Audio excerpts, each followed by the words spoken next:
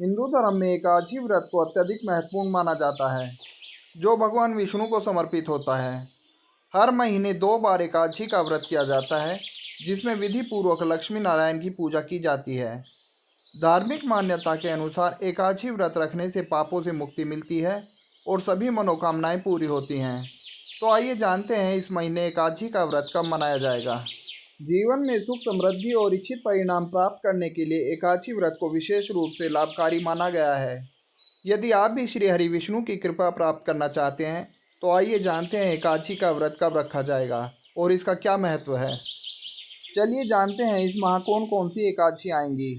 इस माह का पहला एकादशी व्रत फागुन माह के शुक्ल पक्ष की एकादशी तिथि को मनाया जाएगा, जिसे आमलकी एकादशी या रंगभरी एकादशी के नाम से भी जाना जाता है।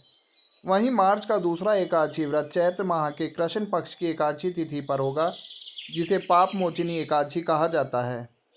चलिए अब जानते हैं कब मनाई जाएगी आमलकी एकादशी। वैदिक पंचांग के अनुसार फागुन माह के शुक्ल पक्ष की एकादशी तिथि 9 मार्च को प्रातः 7:45 से प्रारंभ होगी और इसका समापन 10 मार्च को प्रातः 7:44 पर होगा। इस प्रकार उदय तिथि के अनुसार आमलकी एकादशी का व्रत 10 मार्च को रखा जाएगा। आमलकी एकादशी व्रत का महत्व। आमलकी एकादशी का व्रत शास्त्रों में अत्यंत शुभ माना जाता है, क्योंकि इस दिन उपवास रखने से सौभाग्य, समृद्धि और खुशी की प्राप्ति होती है। मान्यता है कि इस व्रत के माध्यम से सभी पापों का नाश होता है और भगवान विष्णु का आशीर्वाद प्राप्त होता है। कहा जाता है कि इस दिन भगवान विष्णु को आंवले का फल अर्पित करने से अच्छे स्वास्थ्य, धन और समृद्धि का वरदान मिलता है। इसलिए जो लोग जीवन में अनेक कठिनाइयों का सामना कर रहे हैं, उन्हें इस दिन उपवास अवश्य करना चाहिए। साथ ही व्रत के नियमों का पालन करते हुए पारण समय पर व्रत का पारण करना भी आवश्यक है। पापमोचिनी एकादशी कब है?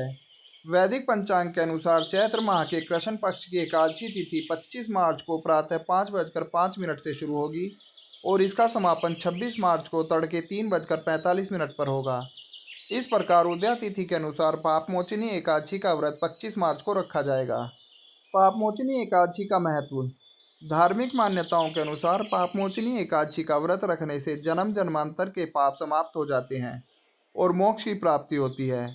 कहा जाता है कि इस व्रत का पालन करने से सभी तीर्थ स्थलों के दर्शन करने और गायों का दान करने से भी अधिक पुण्य प्राप्त होता है। जो लोग आमलकी एकादशी का व्रत रखने वाले हैं, वे दूध, दही, फल, शरबत, साबूदाना, बादाम, नारियल, शकरकंद, आलू, राजगीर का आटा और सेंधा नमक जैसी चीज़ों का सेवन कर सकते हैं। इसके साथ ही इस दिन आंवले का सेवन और आंवले के पेड़ के नीचे भोजन भी जरूर करना चाहिए, क्योंकि यह इस दिन पूजा का अहम भाग माना जाता है।